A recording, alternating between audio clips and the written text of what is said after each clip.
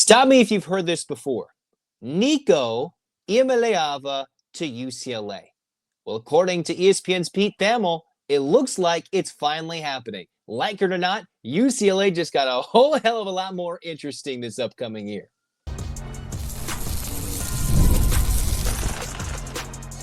You are Locked On UCLA, your daily podcast on the UCLA Bruins. Part of the Locked On Podcast Network, your team every day. Welcome, everybody, to this edition of the Locked On UCLA Podcast. I'm your host, Zach Anderson-Yoxsimer. Thanks for making this show your first listen each and every day. It's free wherever you get your podcast, and it's available on YouTube. Like, comment, subscribe. Thanks for your support. It's your team every day. And I've been trying my best to keep up with the latest twists and turns of this Nico saga. And after it was initially reported, Nico to UCLA, then I was like, well, now we're waiting. And now we're waiting a couple of more days. Well, finally here on Easter Sunday, we get a report from Pete Thamel that Nico is going to be heading to UCLA. It's still not official. And if you know anything about this situation, you still have to reserve some sort of doubt. But in the end, Pete Thamel's reported it. I've seen on threes. Pete Nakos be like, yep, it looks like what is Joey Aguilar going to do? But it's Pete Thamel of ESPN with this report that the UCLA staff has informed the team's current quarterbacks of the expected transfer of Tennessee quarterback Nico Iamaleava to UCLA. And this is what the rest of his post says. It shows that there's a key step between the discussions of UCLA and Nico, and that there's a formal decision expected to be in the near future. Okay, so that's what his official post says. They've told the team that their quarterback is most likely going to be Nico. All right, and what Pete Nakos of On 3 was talking about is that, hey, actually Joey Aguilar has been looking decent and pretty solid in spring practice with the new offensive coordinator, Tito Sunseri, which is fascinating because UCLA, if you're a fan that was there, if you've seen any coverage, if you saw the social media posts, the Bruins just had their Friday night showcase. They just showcased all their 7 quarterbacks. And now you're getting closer to the spring game. You're only a few weeks away. Just a couple more practices left in spring ball. But what are you going to do to teach the man the offense? Now, is a short spring practice going to put any UCLA quarterback that far ahead of Nico? I don't think so. That's why you go through a whole offseason. You can study the playbook. You can go through the whole fall camp where you take rep after rep after rep. But here we are. This saga continues to UCLA. So whatever it is, Deshawn Foster decided with his staff, with the program, as a university as a whole, to go after this kid. They said this is a good opportunity, and we will take our chance on Nico. I've already been on the record about how the Bruins should avoid this situation. But if he's coming, you got to support the kid. I've seen Kirk Herbstreit back this kid. I've seen pretty good reports about Nico himself. Whether it's about his character, you can debate about the throws. I know the Tennessee fans are still in this like, okay, well, we don't like you. You know what it is. And I've been like, this situation's kind of a unique one, right? It's not often you get a quarterback of this caliber at a reduced rate, I would assume, because I've seen the reports of $1.75 million, which is less than what he got at Tennessee, versus, okay, it's the headache isn't necessarily Nico, it's the drama, it's the circus around him that UCLA has to be ready to deal with. And let's be honest, obviously UCLA, I love them, you'll love them if you're watching the show probably, or maybe you just want to make fun of me, whatever it is. We're passionate about this. But everybody is now going to have their eyes on this UCLA situation and hopefully bring some buzz, hopefully bring some energy. I'm not sure if that'll happen to the spring game, if he's going to come in right away and be eligible to do anything that way. But when they're playing Utah on that season opening game, I think some networks will be like, hey, let's get this one into a primetime slot and see what this kid does on opening night against a Utah team that last year was expected to be pretty good with Cam Rising. You just don't know. But hey, UCLA with Nico, this could be it will be a fascinating year. All right. Again, this is the Pete Thamel report that UCLA has gone to their quarterbacks, one of their $15 billion on their roster, including Joey Aguilar, saying, hey, Nico's coming to UCLA. All right. At this point, you just got to applaud the effort of Deshawn Foster. Relentlessness, patience, and as long as they didn't overpay, which I'm pretty sure they're nowhere near $4 million. I don't even think they're paying as much as Tennessee.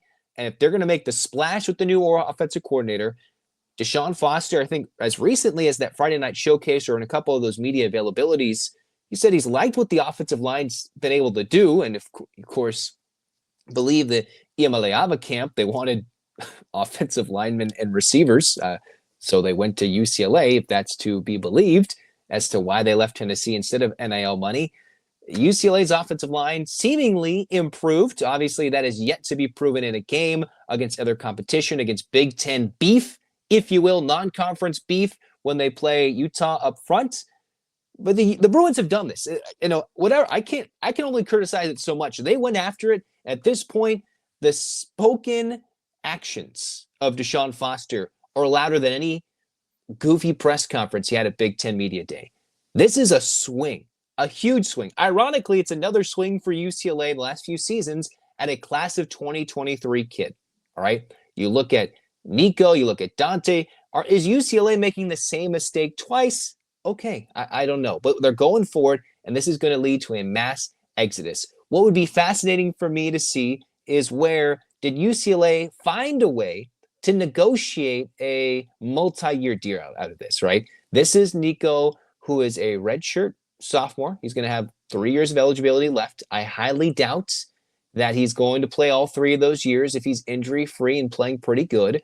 I'm not sure if his NFL draft status, if you will, would skyrocket if he has a great year at 1 year at UCLA. I could be very wrong about that.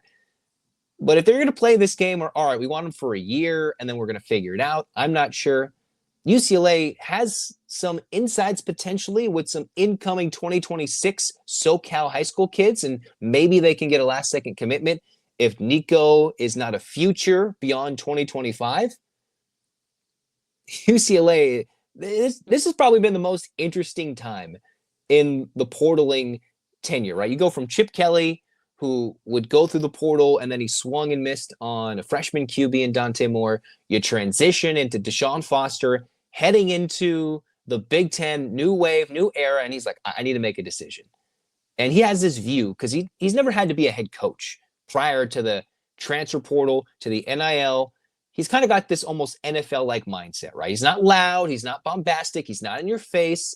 It seems like he's been a little bit more reserved in what he's been able to tell, or wanting and willing to tell media about his offense, about his quarterback situation. Obviously, he can't comment publicly necessarily about Nico in this situation until it's a done deal. But the way he's been operating with this has been more with an NFL-like tendency, with an NFL-like, hey, this is an operation, this is free agency, this is a guy that's out there, maybe he's on waiver, this is how he's operating, which is kind of how college athletics, college sports is operated, all right? And if you've got, I was watching the video of Kirk Herbstreit on the Pat McAfee show the other day, where he was saying, I love talking to the kid, and he's a great kid. And by all accounts, Nico is supposed to be a great kid. Is the drama him? Is it the outside? Is it the family? Obviously, is it the dad? That's all the things that have been building and growing and bubbling up that led to the Tennessee split. Now, UCLA, they got to go out and win some games, all right? Nico has to prove that this image will not last, all right? He's got to prove that, hey, this is an opportunity, a new opportunity for him to clear his name, all right? Name, image, likeness. Well, he needs something to clear the bad vibes that was the last 4 days, week-long saga dealing with Tennessee, dealing with the media, dealing with his own family's proceedings in this negotiation with NIL, with Tennessee, leaving before their spring game and then coming to UCLA, potentially, most likely, before UCLA spring game, which leads their current starter, in my mind, Joey Aguilar. Where does he go? It's not like he's got many options for a new home. Can he just redshirt and utilize that JUCO? That it's tough. It's not just a tough college atmosphere. It's a tough business. It's a tough business with what they're doing nowadays to shift from quarterback to, hey, we're going to go after this kid. And they got him. So you applaud Deshawn Foster for the effort. I've already made it clear that I did not think this was the route to go, but they did it anyway. They did it for a reason. And UCLA is going to be a fascinating follow all season long. I can't wait to see how this plays out. From an entertainment perspective, obviously I'm going to enjoy this. You're going to enjoy this. I'm not sure if you get that fan's perspective, how you're going to root. You're going to deal with any drama, right? Is this just LeVar Ball 2.0, right? Because remember when he was in the spotlight with Lonzo Ball, and there was a lot of talk. He got on all the national headlines. This is Nico Iamaleava, right? And of course, I know LeVar has gone through some health issues, so we hope he's okay. And obviously, things have toned down. And when people take advantage of the spotlight, they burst into the spotlight. Is this what Nico is going to do? Change his image, take UCLA to a next level, hopefully for 2 years, if he's got that many years of eligibility. If he's got 3 years, hopefully he stays at UCLA 2 years and performs and turns UCLA into a place and a destination for recruits, transfers, and NIL offers, boosters to give love to UCLA. Because I know this isn't a popular move for a lot of the UCLA fans. It's not popular. Are we getting laughed at, or are we going to be the ones laughing at everybody else for what a great deal the Bruins had for what was reportedly earlier in the week from an anonymous Power 4 GM, zero market for this kid other than UCLA? Well, they figured it out, seemingly, according to ESPN's Pete Thamel, and this is happening. Now, don't get shocked if there's still some crazy twist that happens or something weird or wacky still ends this saga that we don't expect it. You have to expect the unexpected in this situation with the NIL, the portal.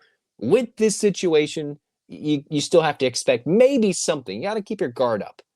But it's happening, and the entertainment's only just begun. If you think it's ended, no. It is only just begun.